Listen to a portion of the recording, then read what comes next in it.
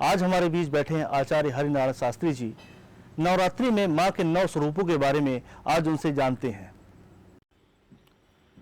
ओम कृष्णाय वासुदेवाय हरये परमात्मने प्रणतः क्लेशनाशाय गोविंदाय नमो नमः।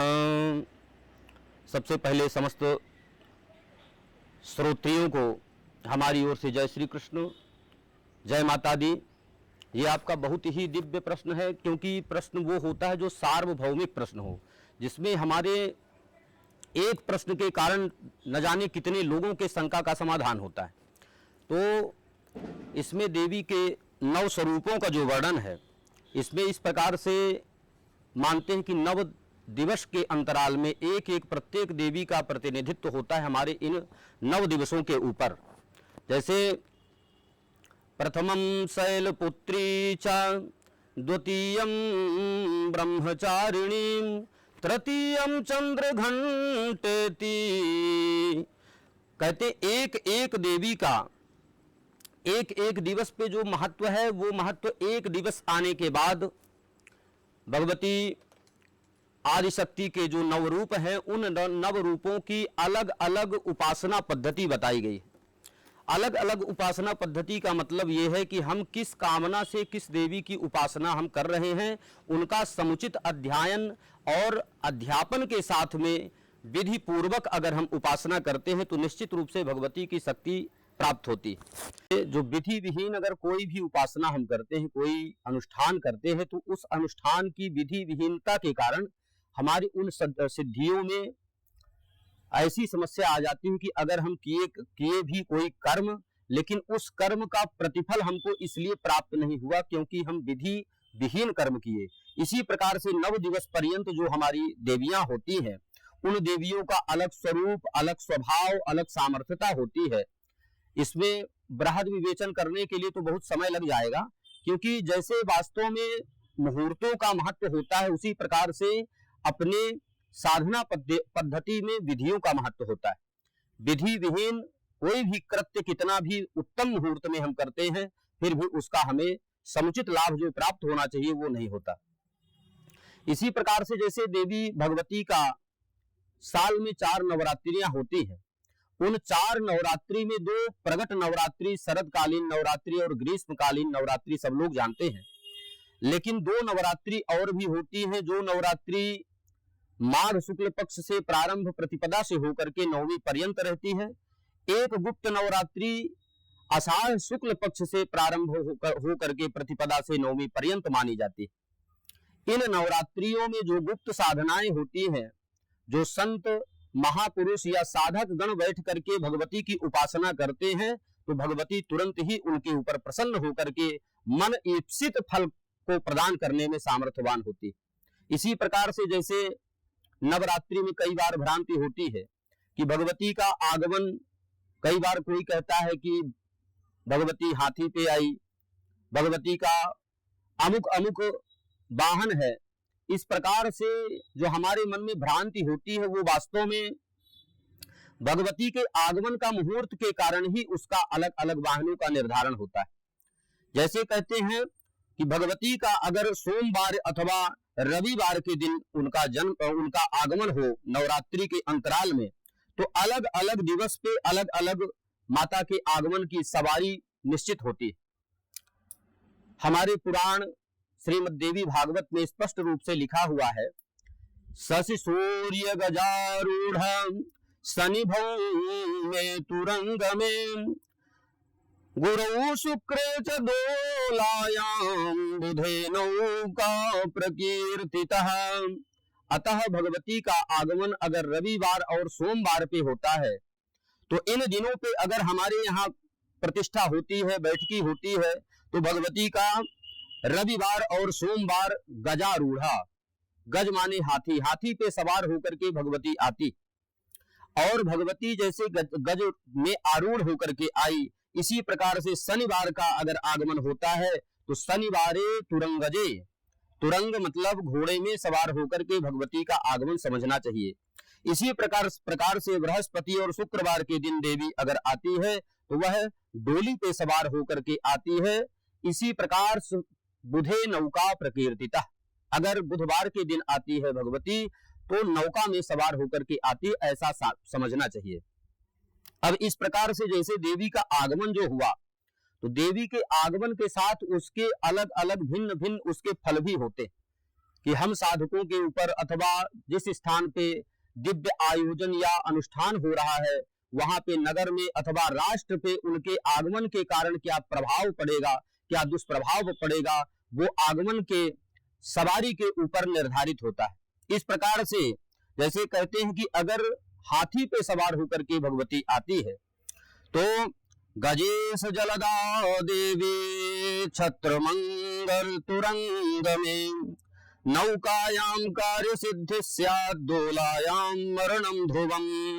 कहते हैं गजेश जलदा देवी, अगर गज पे सवार होकर के भगवती आती है तो अतिवृष्टि या कि वृष्टि के कारण किसी भी प्रकार से हमारे पृथ्वी मंडल पर अथवा हमारे जनमानस पर किसी प्रकार से अतिवृष्टि का दुष्प्रभाव भी हो सकता है, किंतु अति जल वर्षा का योग बनाता है।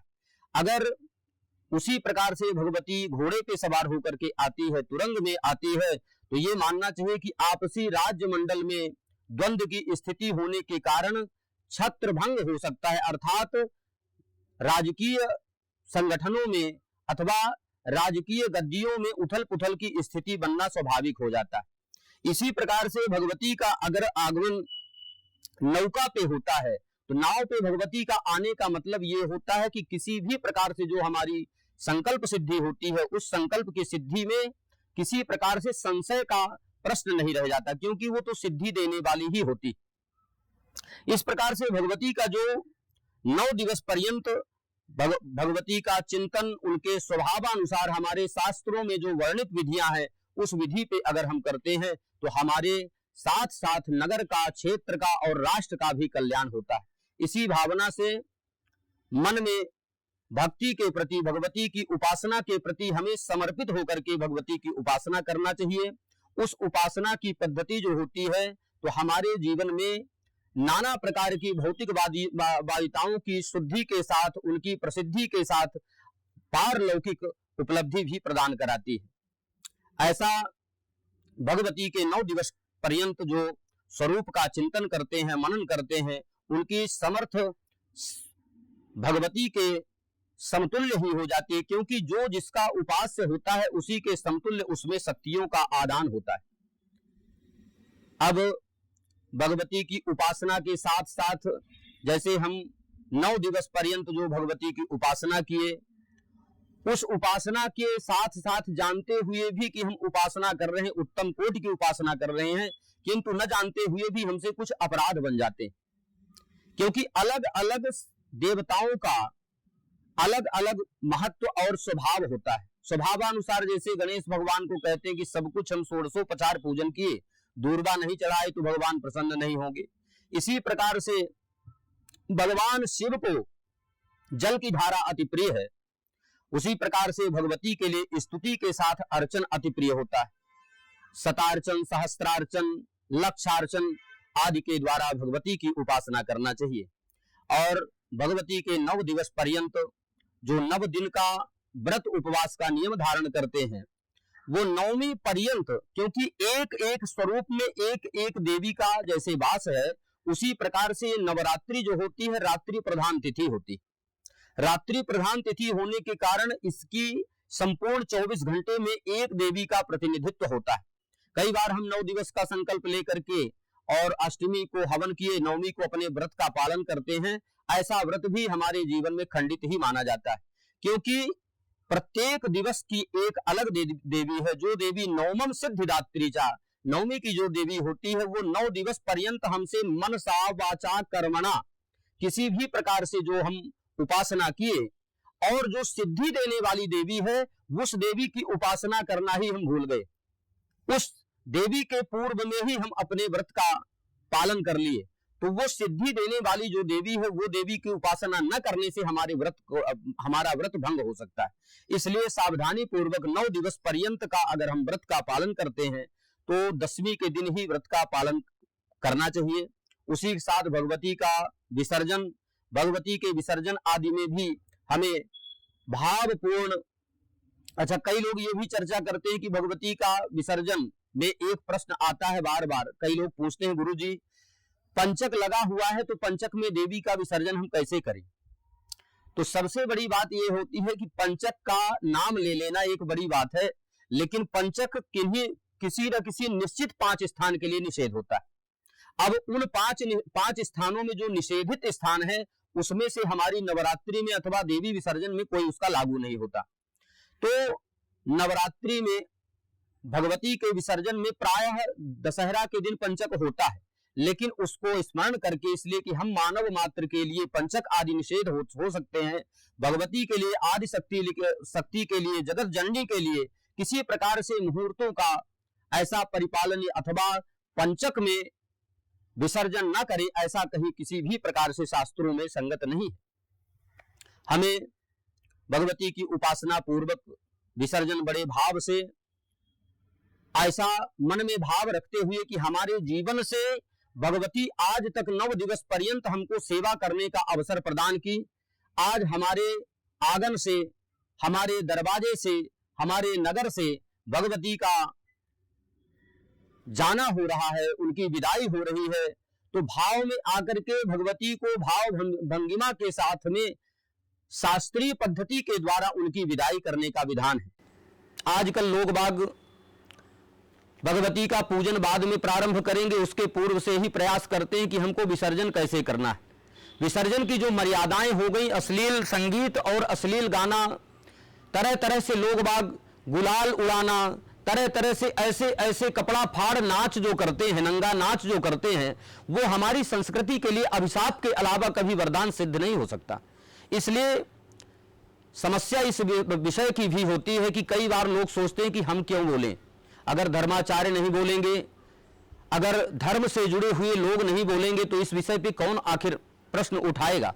और कई बार लोगों को यह भी होता है कि हमें पता ही नहीं कि कैसे, किस विधि से विसर्जन करना चाहिए अथवा किस विधि से हमें आवाहन करना चाहिए।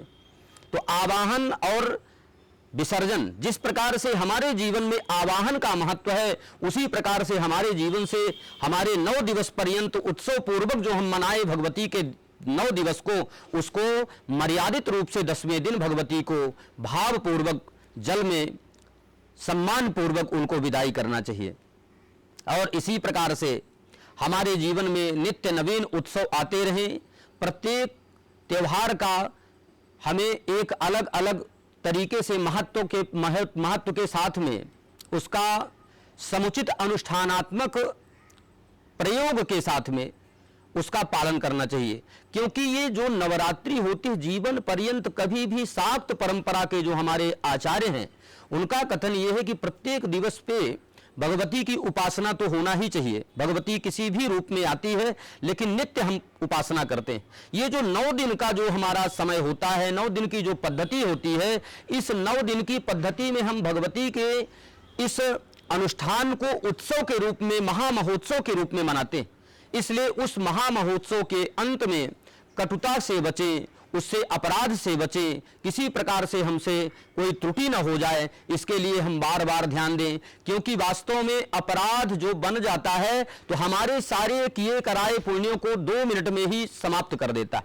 इसलिए सावधानी पूर्वक भगवती की उपासना करें, क्योंकि यज्ञ मित्रम समम रिपुः, जितने हमारे जीवन में यज्ञ हमारा सहयोगी हो सकता है, हमारा मित्र हो सकता है, तो विधि विहीन यज्ञ करने के कारण हमारे जीवन में उतनी ज्यादा कठिनाई और हमारा शत्रु भी साबित होता है। इसी के साथ मैं अपनी वाणी को विराम करूंगा। पुनः आप सबके लिए मंगल कामना, भगवती की ऐसे ही निरंतर कृपा आप समस्त भक्तों के ऊपर पड़ी रहे। जय श्री राधे, जय माता दी।